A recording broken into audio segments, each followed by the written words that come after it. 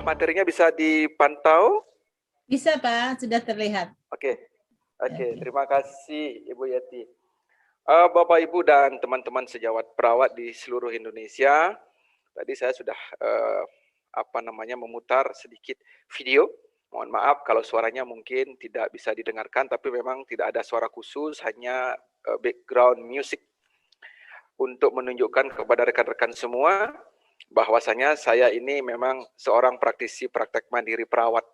Jadi yang saya bicarakan sekarang bukan sebagai dosen, tapi menjadi sejawat untuk bisa bersama-sama berbagi informasi apa yang kita lakukan terhadap klien dengan gangguan tidur di masa pandemi COVID-19. Mungkin ada yang bertanya apa sih bedanya gangguan pola tidur pada masa sebelum pandemi dan setelah pandemi. Karena kalau dilihat dari teorinya saya kira sama. Akan tetapi kalau dilihat dari kondisi yang terjadi sebagai dampak dari pandemi terkait dengan pola tidur, perlu kami sampaikan di sini bahwasanya data yang kami dapatkan dari tempat praktek kami bahwa klien yang datang ke praktek mandiri, khususnya di tempat saya yang kedua di Dawan Usada, mereka yang mengeluh gangguan tidur meningkat hampir 30%. Hampir sama datanya dengan Pak Rohman, sekitar 36% masyarakat umum. Selanjutnya kita juga melihat di situ bahwasanya keluhan gangguan tidur ini menempati urutan kelima dari keluhan umum dari klien yang datang ke praktek mandiri, selain nyeri, lemas, panas, batuk, dan selanjutnya gangguan tidur itu sendiri. Berikutnya dari hasil kajian yang mendalam terkait dengan masalah-masalah yang dikeluhkan ke tempat kami praktik, ternyata gangguan tidur ini menjadi penyebab ketiga dari kasus hipertensi dan fatigue. Kemudian gangguan tidur juga menjadi dampak terbanyak dari kecemasan akibat situasi ekonomi yang tidak menentu sebagai akibat dari COVID. Artinya terkait dengan COVID ini adalah banyak orang yang merasa hidupnya tidak jelas, apalagi di Bali pada saat ini yang kondisi ekonominya dibandingkan rata-rata seluruh Indonesia ini sangat jauh lebih rendah. Karena pertumbuhan ekonomi kita di Bali minus 9 sampai 12%. Jadi kalau dibandingkan provinsi lain di Indonesia, Bali termasuk provinsi termiskin sekarang. Ini menurut lagunya Hamdan ATT, Bu. Bali termiskin. Ya. Jadi kita menghadapi kondisi roller coaster yang luar biasa. Dari daerah yang paling sejahtera sebelum COVID, sekarang menjadi daerah termiskin. Saya kira ini menjadi sesuatu yang perlu dipahami bahwasanya dampak dari pandemi COVID terkait dengan gangguan tidur sangat luar biasa. Saya awali paparan ini dengan kasus ini yang cukup banyak ditemukan. Ini seorang wanita 51 tahun mengeluhkan susah tidur sejak 6 bulan yang lalu. Jadi ketika COVID ini sudah berjalan, kemudian banyak 6 bulan. Kenapa? Karena biasanya sampai 6 bulan mereka masih punya cadangan, mereka masih bekerja, tapi setelah 6 bulan banyak dari sahabat-sahabat kita tidak bekerja, lalu tidak punya cadangan uang. Sedemikian rupa dampaknya adalah timbul beberapa keluhan. Yang terbanyak di situ adalah gangguan tidur. Yang mereka biasanya mengeluhkan setiap malam ingin tidur namun mata tak bisa terpejam. Kalaupun mata tertutup, telinga masih mendengar. Setiap malam saya khawatir tidak bisa tidur. Nah, ini tolong dicatat mungkin. Setiap malam saya khawatir tidak bisa tidur. Ini mantra juga ini. Yang menyebabkan mereka tidak bisa tidur. Sementara saya merasa tubuh saya semakin lemas, lelah, dan mata terasa kaku. Nah, kalau di dalam beberapa literatur yang disampaikan, mungkin keluhan-keluhan seperti ini tidak terlalu banyak dipaparkan. Tetapi inilah realitas kita di lapangan. Mereka datang ke kita dan mengeluhkan kondisi tersebut. Dan mereka datang ke tempat kami praktek. Nah, kalau saudara nanti mencari, mohon maaf Ibu, saya sedikit promosi. Untuk menunjukkan bahwa seorang perawat itu tidak mesti menjadi profesi kelas 2. Mereka bisa mencari kami itu di YouTube, di Google itu kita sudah ada. Ulasan-ulasan juga sudah cukup banyak dan mereka menjadikan perawat ini sebagai salah satu rujukan untuk mengatasi masalah kesehatan di masa pandemi. Kenapa? Karena kalau mereka ke rumah sakit mereka takut terstigma COVID. Mereka ke puskesmas, ke tempat pelayanan kesehatan yang lain, mereka kadang-kadang kalau sudah flu pilek itu mereka tidak diperiksa secara detail karena takut mungkin teman-teman tenaga kesehatan itu takut tertular. Tapi syukur kami yang melakukan pendekatan spiritual, keyakinan kami cukup kuat bahwa segala sesuatu terjadi atas kehendak Tuhan, ditambah dengan menggunakan alat-alat untuk pencegahan, saya kira sampai saat ini syukur kami masih tetap dalam lindungan Tuhan. Kemudian untuk fisiologi tidur kami tidak sampaikan di sini karena saya kira teman-teman semua D3, nurse, S2 itu sudah paham semua. Jadi yang terpenting di sini adalah bahwasanya berbagai masalah seperti stres, pemakaian obat-obatan, kemudian kondisi lingkungan bisa menjadi faktor pemicu terjadinya insomnia.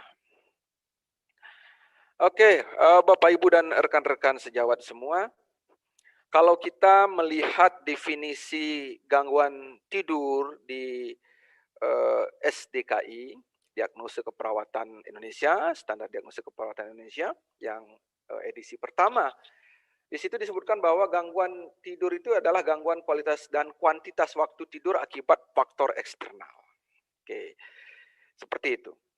Karena ini edisi pertama sangat memungkinkan mungkin ada perubahan-perubahan definisi ini ke depan, karena kalau kita lihat kondisi real di lapangan, yang terjadi gangguan tidur tidak hanya disebabkan oleh faktor eksternal, tapi juga faktor internal. Dalam hal ini adalah stres yang terjadi karena perubahan kondisi tersebut. Selanjutnya, kalau kita lihat teori, ya SDKI, penyebab tidurnya itu karena hambatan lingkungan, kurang kontrol tidur, kurang privasi, restrain fisik, kemudian juga ketiadaan teman tidur, lalu tidak familiar dengan peralatan tidur. Nah, ini sesuai dengan teori. Akan tetapi kalau kondisi real di lapangan, di praktek mandiri, dalam kondisi pandemi COVID saat ini, gangguan tidur itu terjadi sebagai akibat dari ini, kecemasan terinfeksi COVID. Mereka rata-rata takut kemana-mana kalau nanti sewaktu-waktu dia terkena COVID, karena dia nggak tahu siapa di sekitarnya yang terinfeksi COVID. Kemudian yang kedua, kecemasan akibat kondisi pekerjaan, keuangan, dan masa depan yang tidak jelas. Kita bersyukur sebagai tenaga kesehatan, karena sampai saat ini, meskipun kondisi pandemi, kita masih bisa mendapatkan sesuatu. Tetapi kalau orang Bali yang sebagian besar penduduknya bekerja di sektor pariwisata, angka kunjungan wisatawan luar negeri sudah 0, kemudian yang Nusantara mungkin baru sekitar 12-13%, lalu yang bekerja di sektor kesehatan juga kena. Karena teman-teman yang bekerja di sektor layanan kesehatan dengan sasaran orang asing, ekspatriat, itu banyak yang kolaps. Di hotel sudah hampir semua kliniknya close, beberapa rumah sakit juga sebagian close. Inilah dampaknya. Jadi cemas ini tidak saja dialami oleh masyarakat umum, tetapi juga tenaga kesehatan. Lalu ada juga mereka datang, gangguan tidur sebagai dampak, dia sendiri cemas tidak bisa tidur. Nah ini kasus yang cukup banyak. Pak, saya sudah mengalami gangguan tidur selama 6 bulan. Setiap malam saya selalu khawatir, jangan-jangan malam ini saya tidak bisa tidur. Nah ini statement mereka. Kemudian mereka cemas karena kondisi makin turun, ya, akibat tak bisa tidur, ya, lemes. Mereka banyak mengeluh masalah-masalah fisik sebagai dampak dari gangguan tidur. Lalu kalau kita lihat di teori di SDKI, kita lihat di sini bahwa kalau mereka mengalami gangguan tidur biasanya secara subjektif akan mengeluhkan sulit tidur, sering terjaga, tidak puas tidur, pola tidur berubah, mengeluh istirahat, dan mengeluh istirahatnya tidak cukup. Ya. Tapi di praktek mandiri, kita temukan beberapa hal yang hampir sama, tetapi mungkin tidak menjadi hal yang sesuai dengan teori. Karena di situ yang kita temukan adalah secara spesifik mereka akan menyampaikan sulit memulai tidur. Nah ini, mereka tidurnya jam 2, bangunnya jam 4. Lalu tidur tidak nyenyak dan sering terjaga. Selanjutnya badan terasa lemas, kemudian sedikit-sedikit pusing dan sepertinya kok belakangan ini mudah sakit ya. Nyeri kepala, mata terasa kaku, badan terasa panas, ini bukan panas ya, terasa panas. Dan biasanya hasil pemeriksaan fisik terjadi perubahan tekanan darah. Nih, kalau yang punya riwayat hipertensi, kadang-kadang hipertensi, yang hipotensi biasanya hipotensi, lalu ada lingkaran hitam di kelopak mata. Ini tidak ada di SDKI, tetapi di lapangan kita temukan kondisi seperti ini. Selanjutnya di teori psikis standar intervensi keperawatan, saudara bisa lihat. Dan inilah yang membedakan kita dengan kondisi real di lapangan. Oke, sama-sama nanti kita belajar karena apa yang ada di literatur, itu apa yang dilakukan sesuai dengan literatur banyak sekali perlu kita sempurnakan melalui kajian-kajian yang lebih mendalam. Oke, apa yang mesti dilakukan? Nah, sesuai dengan standar intervensi, sesungguhnya kalau ada yang mengalami gangguan tidur, yang kita lakukan adalah memberikan dukungan tidur melalui aktivitas observasi. Ya, identifikasi pola tidur,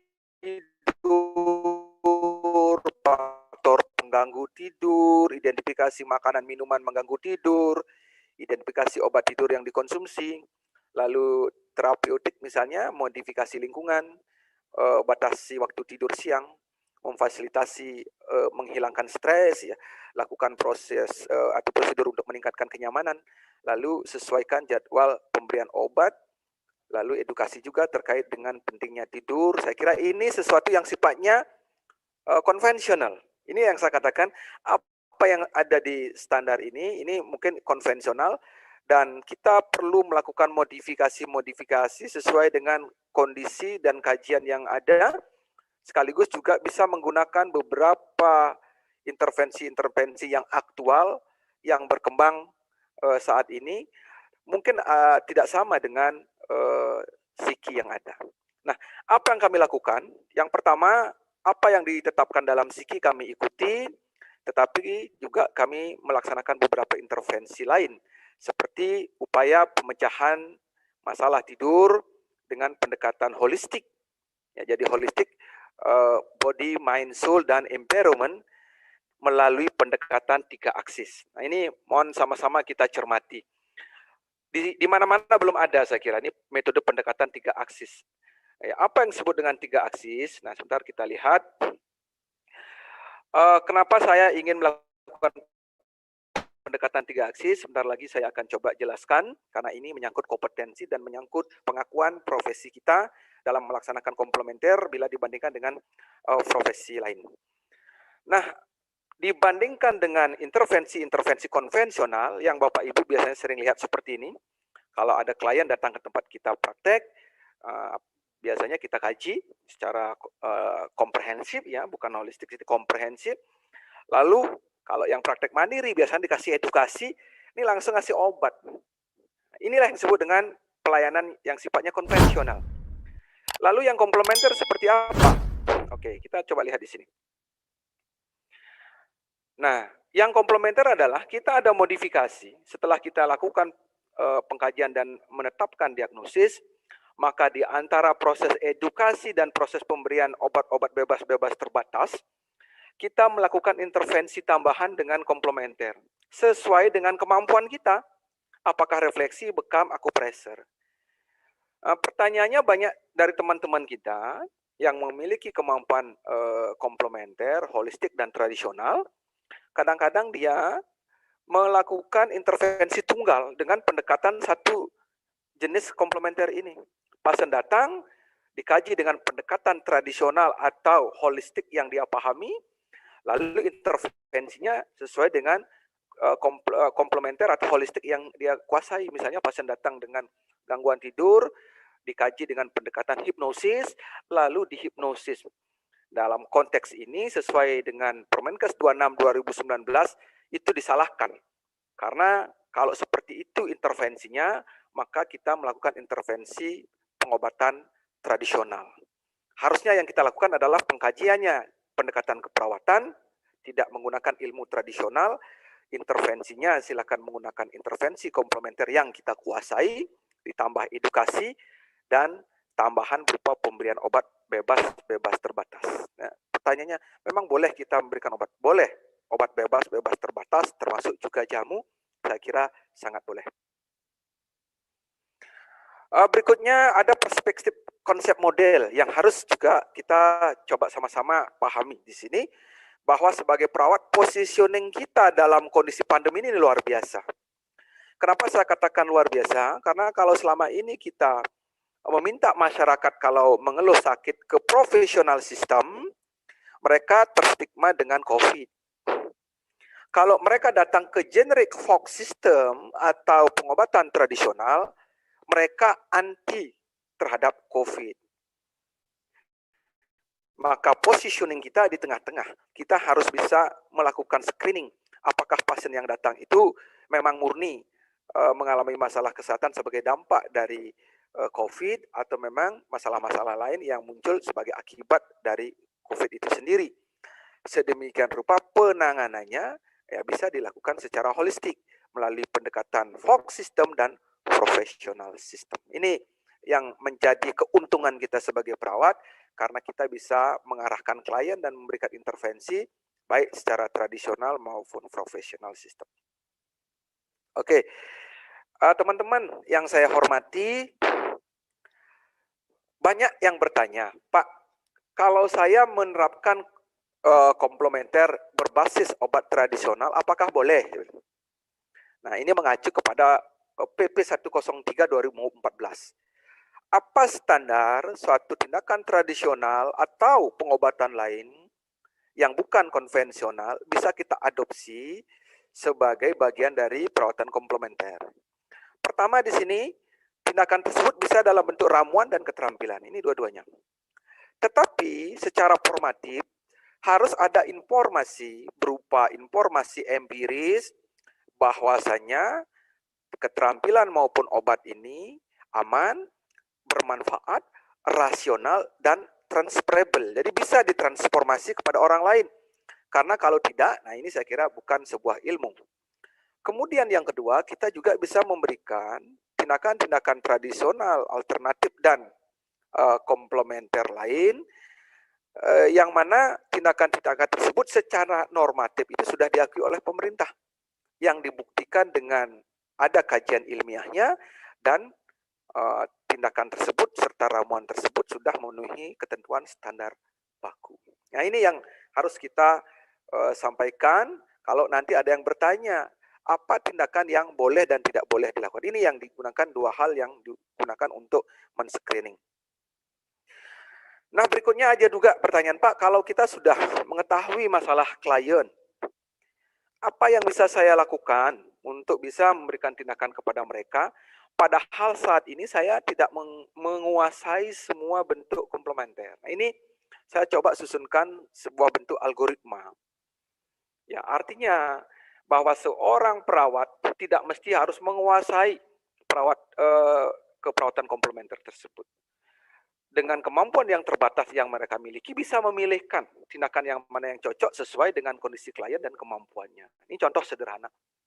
Kalau klien datang dengan gangguan pola tidur misalnya, maka mereka bisa kita coba tangani dengan pemberian alternatif pilihan sesuai dengan kompetensi. Tetapi tolong pilihkan yang pertama tindakan yang non-invasif.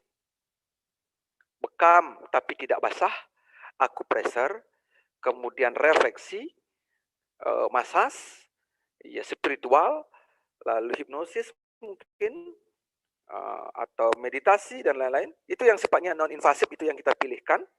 Karena kalau dengan non-invasif, di situ tidak ada standar khusus bahwa saudara harus punya sertifikasi.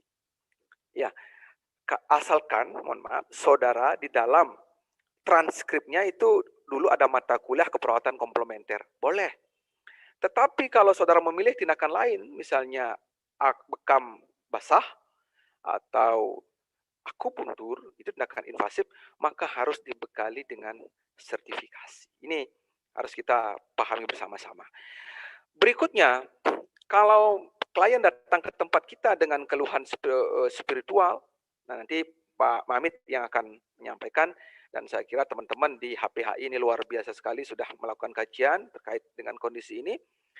Maka mereka yang mengalami masalah spiritual, mental, dan emosional, maka kita bisa pilihkan komplementer yang berbasis spiritual mind and body, serta energi. Ini kita bisa pilihkan. Oke. Apa bentuknya? Ini bisa doa, hipnosis, meditasi, yoga. Kalau mereka datang dengan keluhan lebih banyak ke arah fisik, maka kita bisa pilihkan mereka tindakan-tindakan yang berbasis body manipulasi, herbal, energi, bisa juga mind and body, di mana untuk bisa melakukan ini harus menguasai akupun. Ya, di mana setelah paham akupun kita bisa memilihkan apakah dengan massage, akupressure, akupun, refleksi atau bekam, dan bisa ditambahkan dengan herbal yang sifatnya tonik atau imun booster, bisa juga kombinasi dengan terapi energi. Nah, ini sebagai algoritmanya. Jadi saudara-saudara jangan menunggu pintar semua dulu baru kita nolong orang, karena kita bisa pilihkan sesuai dengan kemampuan kita. Nah, Bapak Ibu, kita masuk sekarang ke gangguan tidur. Ya. Nah, terkait dengan masalah gangguan tidur yang saya sampaikan, pendekatan untuk pemberian intervensi mengacu kepada konsep 3 aksis. Oke. Mudah-mudahan semua sudah bisa memahami. Nah, karena ini merupakan konsep yang baru saya perkenalkan dan kami perkenalkan kepada teman-teman HPAI seluruh Indonesia dan teman-teman tradisional di Bali dan juga dengan Dinas Kesehatan di Bali, mungkin ini sesuatu yang baru. Mudah-mudahan dalam waktu yang tidak terlalu lama konsep ini bisa disepakati. Kenapa harus menggunakan aksis? Ya, karena ini menyangkut standar kompetensi Bapak Ibu. Kalau kita menggunakan standar psikoneuroimunologi, biasanya kompetensi yang kita ajukan itu akan di veto oleh dokter. Karena pendekatan psikoneuroimunologi adalah pendekatannya medis. Kedua, kalau kita menggunakan pendekatan tradisional akupuin, tradisional akupunktur, itu akan diveto oleh Kestrat Kesehatan Tradisional. Maka sebagai profesi yang mandiri, dalam setiap pertemuan dengan organisasi profesi selalu ditanyakan, apa yang menjadi dasar saudara untuk memilihkan intervensi komplementer? Ya, oleh karena itu hari ini saya akan berbagi apa yang saat ini kami coba sedang kembangkan. Ya, kami menggunakan konsep aksis yang jadi ketentuannya adalah kebutuhan dasar.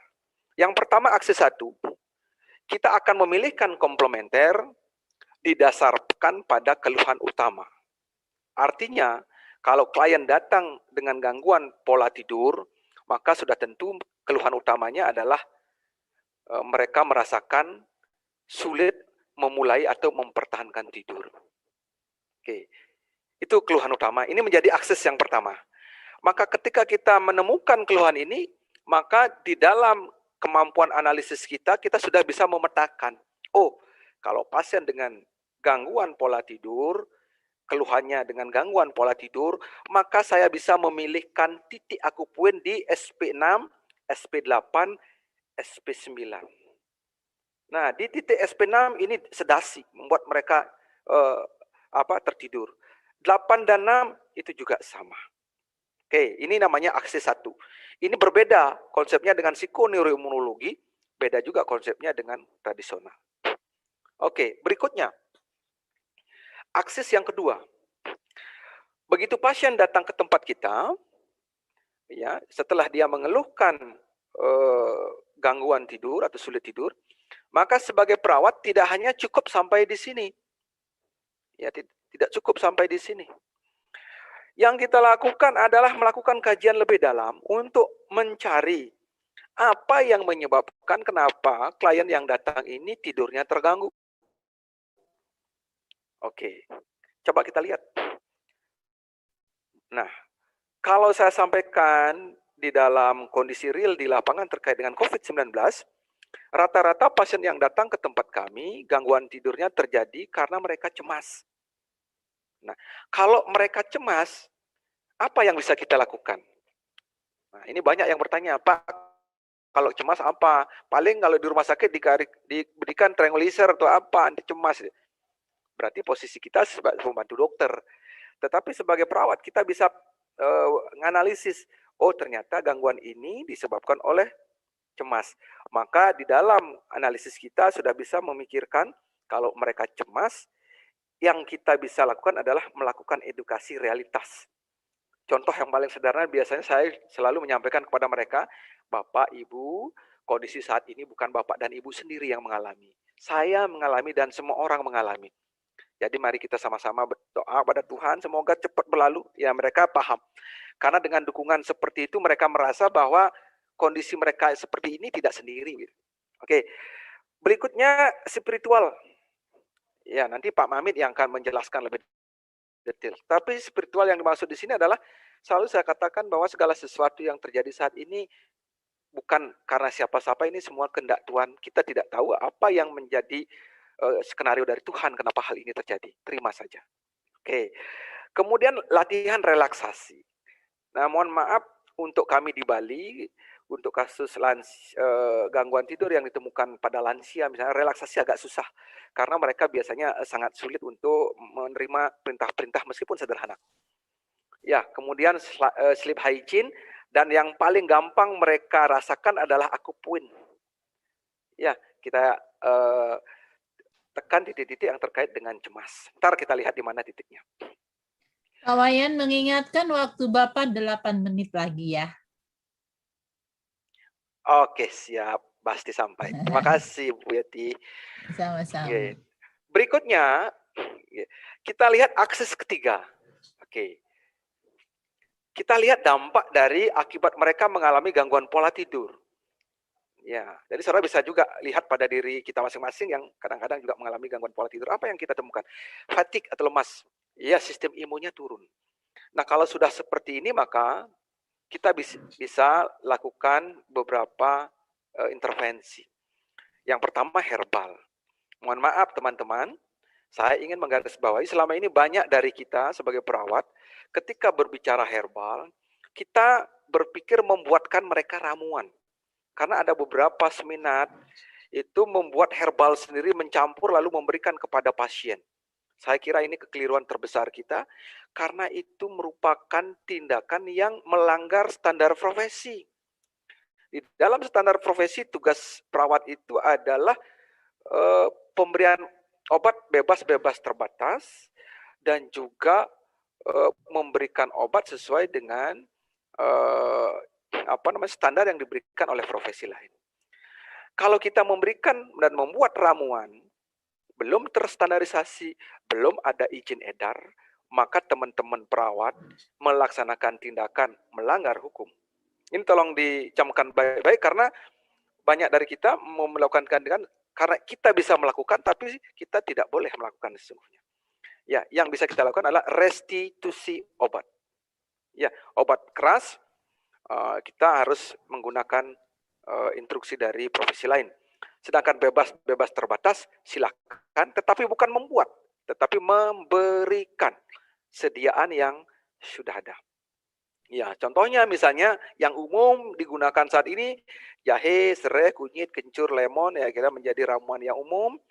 Lalu melakukan juga akupuin di GV20, BL2, LU1, LI11, ST36 dan LV3. Ini teorinya. Lalu di mana tempat itu?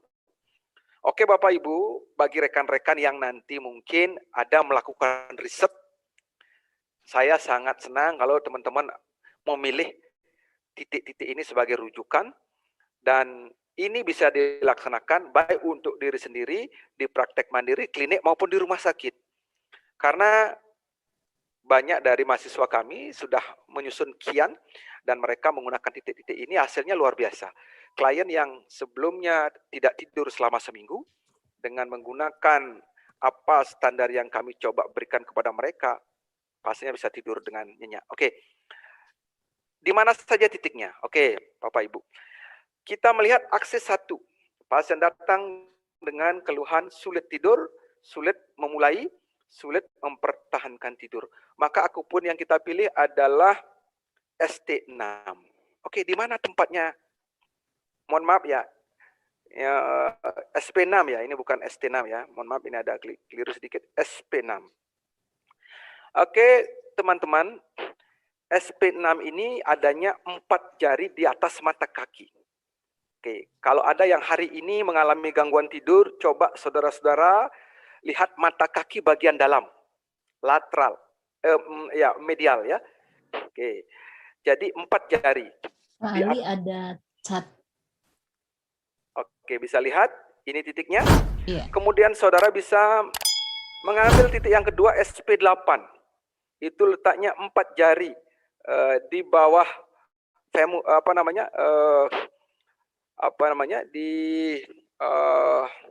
di lutut ya, di lipatan lutut. Lalu dua jari di SP9. Ini adalah 3 titik yang langsung berhubungan dengan titik sedasi. Jadi kalau saudara-saudara melakukan intervensi di SP6, SP8 dan SP9 dengan cara seperti berikut. Yang pertama, kalau kita tidak memiliki alat-alat, kita hanya memiliki tangan, bisa melakukan akupresur dengan melakukan penekanan sedang sebanyak 32 kali lurus atau putar ke arah kanan. Yang kedua, kalau tangan kita lelah dan kemungkinan tempat ini bisa disedot dengan bekam, ya, maka kita bisa memilihkan bekam, lakukan pembekaman di titik tersebut selama 7 sampai 10 menit. Oke. Ini di medial ya, dari kaki. Lalu kalau kita sudah memiliki sertifikat, kita boleh melakukan tindakan akupuntur. Lakukan insersi dengan jarum 1 cun atau 1,5 cm di titik SP 9, 8, dan 6 selama 10 sampai 20 menit. Nah, ini untuk akses 1. Berikutnya, akses 2. Dari kasus tadi kita sudah coba lihat bahwa klien ini datang dengan cemas. Di samping kita berikan edukasi, kita juga bisa memberikan akupresur atau masas atau akupuntur. Pertanyaannya, kenapa tidak bekam? Bisa bekam, bisa. Akan tetapi saudara bisa lihat kalau daerah ini, yintang ini kita bekam, pasiennya masuk dengan gangguan tidur dan cemas, pulangnya dengan gangguan gambaran diri. Karena ada benjol-benjol, nggak nyaman. Jadi kita pilihkan. Kita bisa melakukan akupresur di yintang, ya, atau akupuntur di titik ini. Kemudian di GB20 kanan kiri, lalu di liver 3. Oke, ini titiknya. Silakan nanti kalau saudara-saudara punya rasa cemas, lakukan pengambilan di sini. Di sini untuk menenangkan, ini untuk memperbaiki vaskularisasi darah kotak karena biasanya tension headache. Lalu di LV3 ini juga memiliki fungsi untuk menenangkan. Oke. Berikutnya di akses 3. Nah, akses 3 ini terkait dengan dampak. Nah, sekali lagi ketika bicara akses adalah akses 1 itu keluhan utama, akses kedua itu adalah penyebab, dan akses ketiga ini adalah dampak. Nah, dampak daripada gangguan tidur tersebut adalah fatigue atau lemas atau sistem imun turun. Maka yang kita bisa sarankan adalah herbal dan melakukan akupuntur di beberapa titik. Oke, di mana saja? Saudara bisa lihat ini. Ini GV20. Ini central of pain, di pusat dari nyeri. Ya, juga berfungsi untuk ketenangan karena ini dekat dengan hipotalamus. Kalau kita rangsang di sini cepat sekali rangsangannya langsung ke hipotalamus yang mempengaruhi produksi hormon yang terkait dengan tidur. Oke. Berikutnya LU1. LU1 ini ada di sini. Ya. LU1 ini terkait dengan oksigenasi. Ya, kalau kita melakukan rangsangan di sini, oksigenasi kita optimal dan ini akan menyebabkan energi kita akan membaik. Kemudian LU1 dan LU2 ada di sekitar ini. Berikutnya LI4 yaitu HEGU. Nah, ini merupakan sentral daripada jantung. Jadi kalau kita melakukan penekanan di sini, maka tapi ingat kalau pasien dalam kondisi lemah, tolong jangan dilakukan penekanan kuat. Biasanya 99,9% pasiennya pasti kolap dan pingsan. Hati-hati. Ya, tekanannya ringan sampai sedang. Lalu yang keempat bisa kita pilih adalah LI11 ya, lalu ST36. Ini adalah beberapa titik terkait dengan tindakan untuk meningkatkan kondisi sebagai dampak dari gangguan tidur berupa fatigue, lemas atau penurunan sistem imun. Karena dengan penekanan di beberapa titik ini akan merangsang